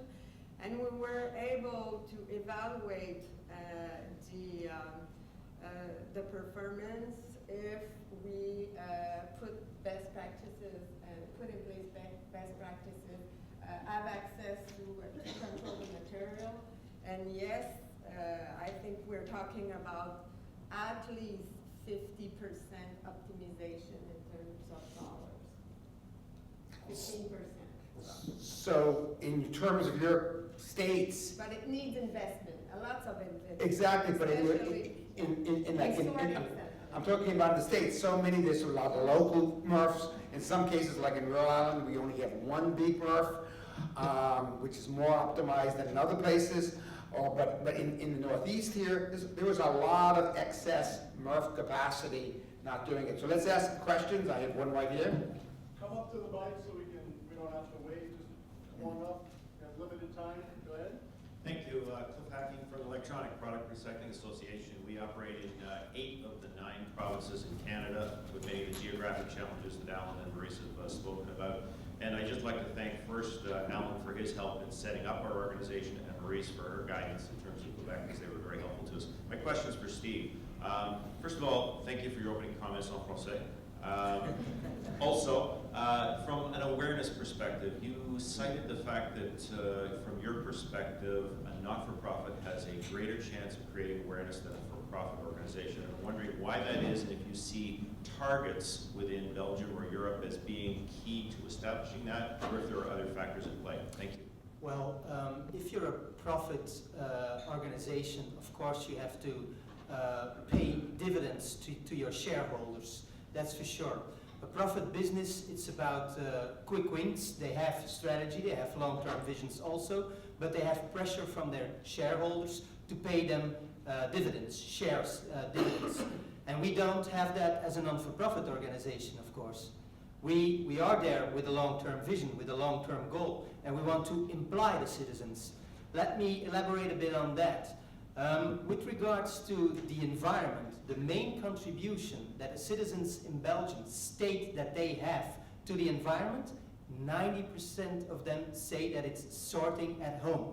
So that's very important to imply as citizens. And how do you do that? Via communication, via addressing yourself to target groups, youth, education. You go into schools, you go to youth movements, you go to universities, you go to enterprises. It's all about that. And closely working together with municipalities, for example, we have drafted calendars which you can put in your kitchen as to enable you to see when this is going to be picked up, when this is going to be picked up. It costs money.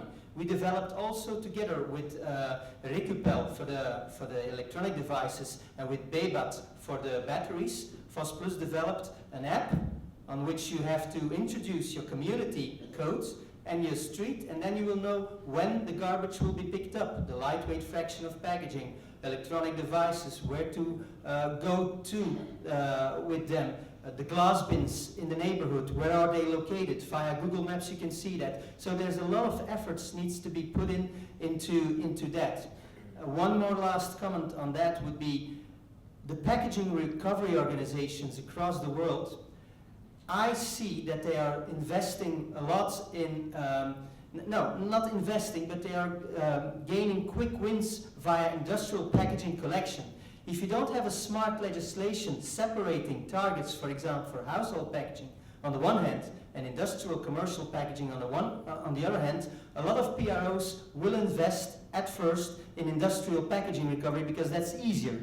In B2B, that's easier. Implying the households, that costs more money. Yeah? So you have to come up with smart legislation in order to process the way to recycling of household packaging. We achieve in Belgium 85% of recycling of the household packaging. I don't think that's in another country that's possible today with the current legislation. You have to push it via smart legislation and close collaboration with each other. Thank you, Steve. I want to follow this question up because this is a really important question for the United States. I know, but the question is competitiveness. Should we have competitive systems? And I know in BC, Alan, you have a potential competitor with Reclay, excuse me. And in America, we like competitors. So how does that work, and how important is that to you? So, it's not, Yeah. Put it up. you have to put it up? There we go. So it's not important to me. Competition, so you have to think of it this way. You want a system in place. So either you have industry become the system, and manage things and foster that innovation and competition. Or if you want competition at the administrative level, then the government has to get involved in establishing the system and fostering that innovation and competition innovation and efficiency. And my belief is the government's never good at establishing systems that allow for innovation. So, you know, if the system proposed by Reclay, a couple problems with it, but the biggest one is it's too good to be true. And if you want an example of what's too good to be true, I would ask you to look at Volkswagen and the diesel, right? It was too good to be true. The basic premise is they're going to drop costs. The only way they drop costs is by paying municipalities less. If that's what municipalities want, that's the price of competition. When you establish a system that provides for level playing field and transparency in the way people are compensated, you get the kind of results you want. To do anything else, and I think, you know, Steve from Foss Blues can talk about this as well, what ends up is a race to the bottom, less municipalities, less money to the collectors and the municipalities, less overall performance. You'll see more material from the ICI come into the system. At the end of the day, you don't get the results you want. Next. Hi there, I'm Tristan Davis from Yale University. On that note about collaboration and competition, I have a question for all of you, which is related to moving towards a model where producers have more control in an EPR system, and asking about any barriers or challenges that you faced in implementing those systems in terms of conflict between different parties. In particular, I'm interested in power play challenges between municipalities and producers, and sort of who controls these resources and gets access to those proceeds, and also conflicts between industry and producers themselves in terms of the free rider problem, and if the variable pricing for different packaging materials really covers all of that. Can I start? Absolutely. Okay, thank you. With regards to the competition between municipalities and obliged industry, there is no competition. In our model in Belgium, obliged industry pays the full cost of the operational activities. But you have to think it through, because you aren't going to pay the municipalities if they want to collect with a Rolls Royce or a Ferrari the glass, for example. You are going to pay with a thoughtful, true thought scenario. And this is the basic scenario that obliged industry came up with. We said, okay, glass bins in the street, paper cardboard door to door, and the lightweight fraction, which has 7 fractions, but I don't want to elaborate on that. In the blue bag, you can put the lightweight fraction over there. And for this scenario, Foss Plus is paying the municipalities the total operational cost. So that's important, that notice. For example, in France, they are not in control of the system of collection. In France, they don't pay the full cost, but they're not in control, and the costs they are going through the roof in France, because different municipalities have all those auto systems, which are, by the way, very expensive. So Eco-Emballage sees itself paying 60 or 70%, I don't know it by heart, but they pay a percentage of the total cost, but they are not in control of the cost. So that's very important to know. Talk about it with the municipalities, with the intermunicipal organizations, come up with the best scenario. You don't have to collect everything. In Germany, for example, the legislator imposed that they have to pay that they have to collect all materials. Don't do it. Go for the easy recyclable ones with high value. That's very important.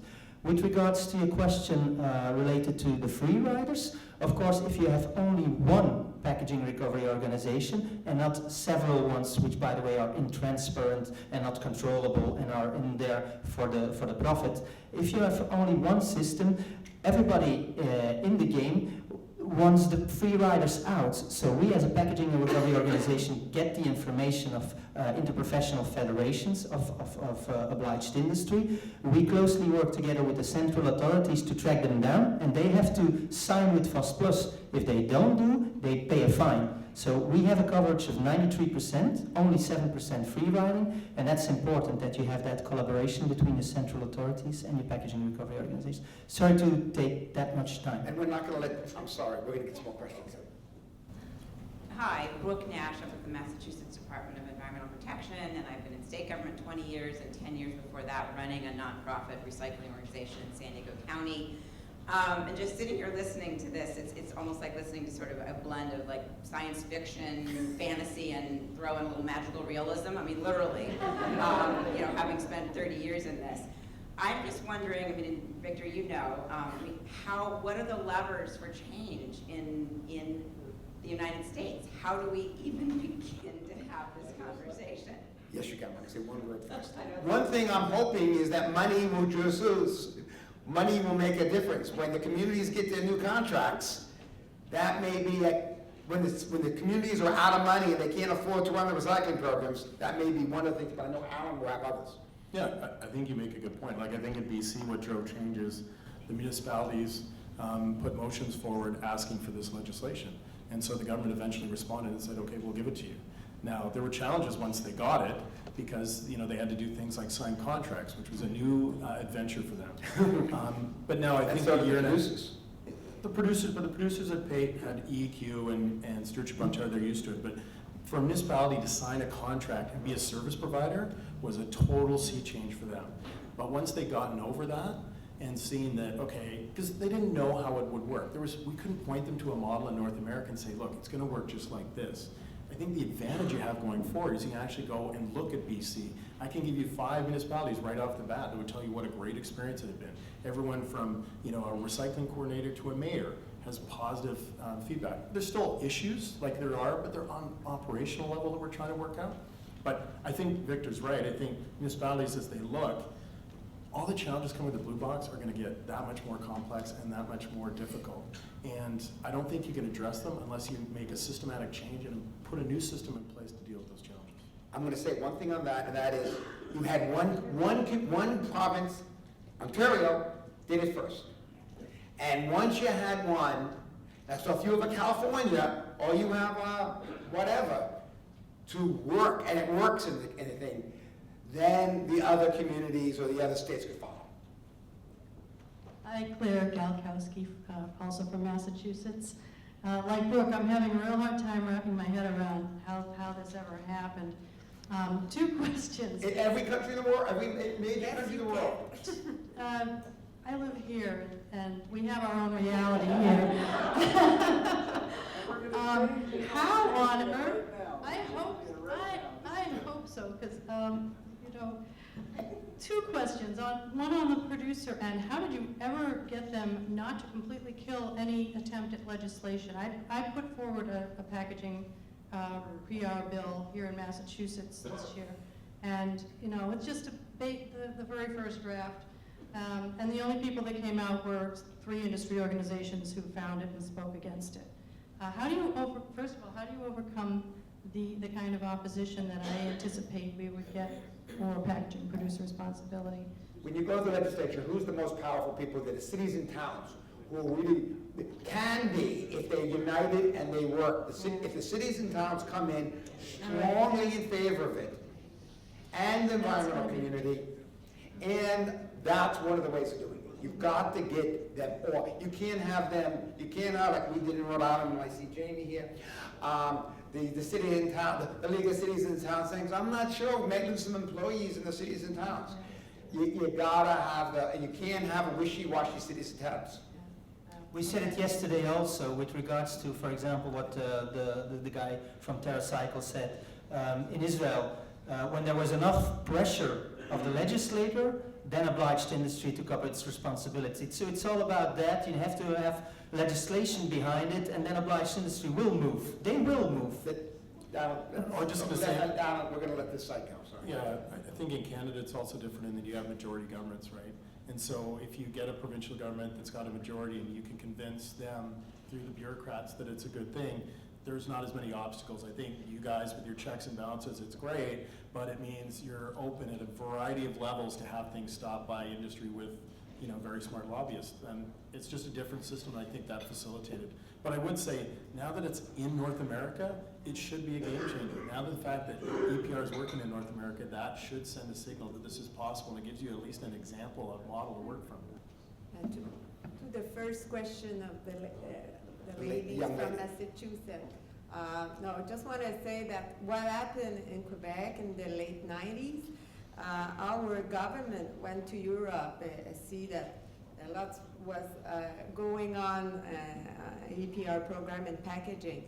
And they came back in Quebec and asked local authorities, municipality, and brand owners representative to sit together, to work, and to give recommendation a year after. So they ask us, you know, to work together to identify solution for the future to put in place an EPR program. So that's why, how it start? Well, it start when someone in our government decide to make the stakeholders together and discuss. That's how it started in Quebec. Walter Willis from Illinois. I run an agency with 44 municipalities, and our typical curbside recycling cost, if you break it out, is about $4 to $5 per household per month, so that's $50 to $60 a year. If I'm understanding your data, Maurice, you're saying $20 per person per year, which is less than half of what we're currently paying. Is it the systems approach that's driving that? Am I getting my numbers right? Am I understanding that? And secondly, with this model, with the producers paying, are they able to pass that cost along effectively to the cost of their product, or are they eating some of that in the bottom line? But if they're not, and we can bring this kind of cost savings through this type of approach, I think that's a very compelling argument for me to make. So I want to make sure I understand the data. So I'll let Maurice talk about the Quebec, but in BC, you have to remember, we changed the model in that we pay collectors roughly $40. There's give and take on that per household per year. So whatever that works out to, I think it's probably close to what you're doing. But we also take all the post-collection work. So all the commodity risk is taken on by industry. So I think that alone makes the shift worthwhile. And we gave municipalities a choice. If they wanted to continue to do it, great. This is how much we'll pay you per household. You deliver the material to us. If they didn't want to do that and they had an existing system, they could say, like City of Vancouver's done, we're going to actually let you take it over, in which case it's no cost to the taxpayer. So. But you also got to remember that Maurice, the cost, really, you know, a bottle, a water bottle in most European countries like that is less than a half cent in cost to the manufacturer. It's less than half a cent. Or a shampoo, bottle of shampoo, or those kind of things. You know, so if you make something really big and really heavy, you're going to pay a lot of money. But if you, a fast-moving consumer good, now they sell a lot of them. A bag of chips is 1/10 of a cent in some countries. So therefore, yes, I'm sure they've raised the prices a little bit on that, but it's so marginal. And it also, what it does is allows, if you want to make more expensive packaging, you pay more. Maurice? With regards to the cost, it's $5 per year per inhabitant in Belgium for the selective collection of household packaging. Yeah? $5 per year, that's all. Yeah? It's the full net cost paid by the consumers. So you have to know that it's 135 million euros, the total costs. Half of it is paid by selling the material, the high quality material, to the recyclers. And that's in the hand of FOSPLUS also. We run the operational activities. We pay for the full cost of the collection and the sorting, yes, and we market via public tendering the materials to the recyclers. And it only costs $5 per year per capita for that collection. Yeah, and indeed it's $20 per inhabitant. But we know that we can do better because our revenue from the sorting center selling the material is quite low because we do have a quality issue. Because you know in Quebec it's come and go. So come and go needs to have very high technology equipment in sorting centers, and as we mentioned earlier, we need to develop our sorting center to develop more quality. And when you have quality, you have better revenue. And especially in the future, in the trend of circular economy, the quality of material will be very important. So we know that we have to invest in the future in equipment in our sorting centers. Regarding the collection costs, what we realize, and you've seen that there's many municipalities giving contracts, there's a lot of competition. So at the end, that means that yes, our costs for collection and transportation is quite low because there's a lot of competition in Quebec, because there are lots of private contractors, and all the operational collection is from the private sector a lot. But the sorting center are more managed by, some of them are private businesses, but some of them are not profit organization, and that's important also. Lots of social program, so at the end, that is reflecting on the cost. These are the last three questions, the three of you. Good morning, Tim Bawalda with Reclay Steward Edge USA. And I just, although I wasn't intending to respond to Alan, just because he brought this issue up, you know, our company and our Canadian half of the company is for choice for producers, especially those that otherwise aren't included in the system. So, but that's not why I came up to the mic. I came up to ask a question that has, and I guess a little more directed to you, Al, but also with the comment on quality. And you know, what I hear is, you know, with the conditioning sites in BC, the first thing you do is take single stream and turn it back into a dual stream system. Single stream without glass. Right, and without glass, it would just start to look a lot more like what happens in Europe. So is the next step in BC that you back away from single stream into a light fraction, a paper fraction, because of the quality concerns and because of the desire for a more circular economy and having quality materials for the future, especially to some of Victor's comments that, you know, quality is going to be king on global markets for competing, marketing your materials. So I'm just interested in the concept of going back away now that the waste industry is collecting at the least cost, you know, to a system that's more. So I'll let Al address the quality, but I think it's important to know that we've actually got both dual stream and single stream in BC. I think it's about a 50-50 split. And so we're able to track now the difference in quality between dual stream and single stream, and happy to talk about that offline. Does this work? Hi. On the quality side, well, we put Green by Nature together because we recognize the changing composition of material that was being introduced to the blue box. And it has become a real challenge, not just for people in BC, but every processor in North America is faced with this challenge. And all we did was ask ourselves, what would we do differently? And that's the outcome of what we did differently. That's the presentation that Green by Nature made to MMBC and drew their attention to the need of re-engineering a system. And by re-engineering that system, we had to take into account two-stream and single-stream, because at one point we were advocating everything to go two-stream. Well, that's just not possible, because there are single-stream and two-stream facilities. And imagine the cost then converting one to the other. So all these would then compound the situation even more so. But by doing what we did, we have found that it is delivering the quality materials, it is bringing in line cost, and not only that, the flexibility, which is probably the most important, the flexibility to add more materials to that already very complicated composition. And so all these things were factored into the design that we brought forward so that we could then deal with the reality of the system and produce the quality materials that the end markets could consume. Conrad. This is a great conversation. Congratulations on this.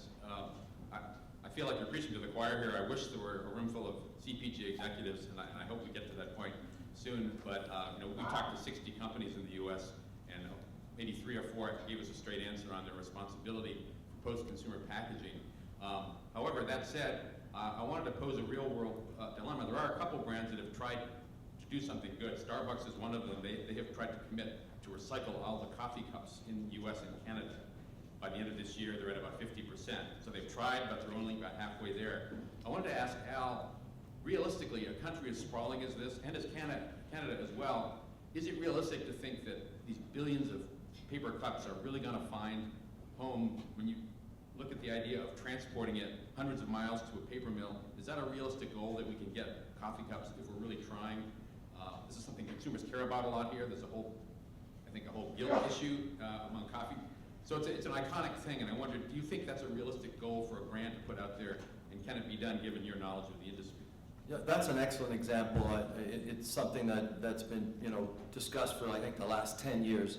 And, or 20, and we have our Tim Hortons and the Cup Summit. And I don't know if somebody, doesn't want to solve the problem, but it does lead to this thought process, and this is what I was alluding to in my presentation. If we don't change the mindset of ourselves in our industry so that we think discarded materials, if we're looking at discarded materials and we build infrastructure for that, then all the cups that you're talking about will be collected, as well as any other material type. And in our industry, so if we're pulling material out of public space, and we can introduce only public space material to a facility, it will deal with that type of material day in and day out and find ways to deal with it. But if you want to take public space material and residential material and put it all together, and then find that one cup and pull it out, that might be an impossibility. But I think more importantly, if you set the system up properly to receive the materials and rejig the system to flow those materials through it, we can process the materials. Those cups would be captured along with other similar type, poly-coated fiber that's out there. And somebody will figure out something to do with that. But until we fix our infrastructure, until we all think the same way, the industry's not making that change. It's easier to just throw it out. And then you have like Mississauga wanting to compost them and Toronto wanting to recycle them, and then asking Starbucks to make we call a compostable one and a recyclable one for each individual communities. It doesn't work. And so can I just on that? Okay. Coffee cups are actually accepted in the BC program across the province. So at curbside, multifamily, and at depots, we take the cups and we recycle them. Yeah, and we leave it in mixed paper, and it stays in the mixed paper pack, and the mill deals with it accordingly. Jamie, you're last. All right. My name is Jamie Rhodes. I work for Upstream Policy Institute, and I have some responsibility for running a bill in Rhode Island for a number of years to try to create one of these programs. And Alan, I would love to talk at some point later today about bringing some municipal officials from British Columbia to the United States, for a number of states are considering this. I think there's some convening that I'd love to have to help facilitate. But my actual question for those who run these programs is governance. Your board of directors, how is that structured? Who sits on it? Who appoints it? And how are decisions made? Is it industry? Is it local governments? Is it state government or provincial governments? Is it in the EU? How is it handled? Because I think it's a real critical question of who are these stakeholders to actually provide the day-to-day governance of an organization? So I think it's a good question. So in the MMBC case, we actually are governed by a national board made up of all the responsible consumer brands and retailers. And that's pretty consistent. Like if you talk to Cliff from Electronics, Market, Product Care, most of us operate an industry board. And I think it's key if you actually want extended producer responsibility. There's an idea that maybe multi-stakeholder boards would be more effective governance, but then you're really losing the real benefit of extended producer responsibility. Put the producers in a position of responsibility and make them execute that. And I think once it becomes a reality, producers actually start to understand the benefits of the circular economy. But if you actually build in governance things that hamper that, because they're trying to address other stakeholder concerns rather than trying to build the most efficient, effective system, you're ultimately going to fail. I think our governance model is still emerging and evolving. I think probably the next step will be to find independent directors to get on the board, because I think as good as it is to have industry, the people who are paying the dollars, overseeing the governance of the organization, I think it would be in keeping with best practices to have independent directors as well, to provide, not only provide some much needed skills in certain areas that may be gaps on the board, but I also think provide that outside perspective that sometimes the board needs to be challenged with. So I've sat on a board in BC for the deposit system. We had two excellent independent directors. One chaired our governance committee, one chaired our audit committee. And I think it raised the overall level of the board to the point where we were making decisions not based on individual sectoral needs, but actually on what would make the best system in place. And decisions based on that ultimately result in the kind of outcomes that we wanted for the system, not for individual companies or individual sectoral needs. In Quebec, until last April, it was only brand owners representative on our board, but with different category. retailers, manufacturers, services, businesses like food, a restaurant. We had also representative of, because we represent also printed matters, so editor from magazine, and so a group of brand owners. There were about 12 people on the board. Last April, we shift to a new kind of governance because of our optimizer role, and we have now 10 brand owners representative and 4 external director, non-members of AQ. They are experts of the value chain. In Belgium, the FOS Plus, the board is there representatives of the brand owners, the interprofessional federations that represent the different sectors, because you have to have them in also, not only the brand owners, but also their interprofessional federations, and representatives of the material producers. They are also in the board, but it's industry run. Yeah. Well, this session started from conversations that I had with our advisory council. Maurice is one of our advisory council members, and I've been working with Maurice over the years. Also with Joachim Coden, who is the managing director of Expra, who introduced me to Steve. Joachim is dealing with the circular economy package right now, and I'm really glad that Steve's here. There's other conversations that we've had, so we have felt this change going on globally and in Canada. And through our relationships with Alan and Al here, and a conversation I had fairly recently with Victor, all this kind of came together. The time that we have here and this session that we have here could not have happened even a couple of years ago. I would say even perhaps last year. It's with all the things that Victor laid out, all the things that you're hearing here is a new time. There's a new time here, and you're feeling it. This is the change that is coming here to the United States. We know that it can work. We see it. It is very evident. So those of us who have been working on this, Jen and others, for 10 years, we've tried to articulate. We have articulated these things from local government, from state government. Jamie, Conrad, from the NGO community, we've been articulating it. But look at the brilliance that we hear from the business community. This is unbelievable. And I really want to thank this panel. This has been very enlightening. I want to thank all of you very much. Let's give them a big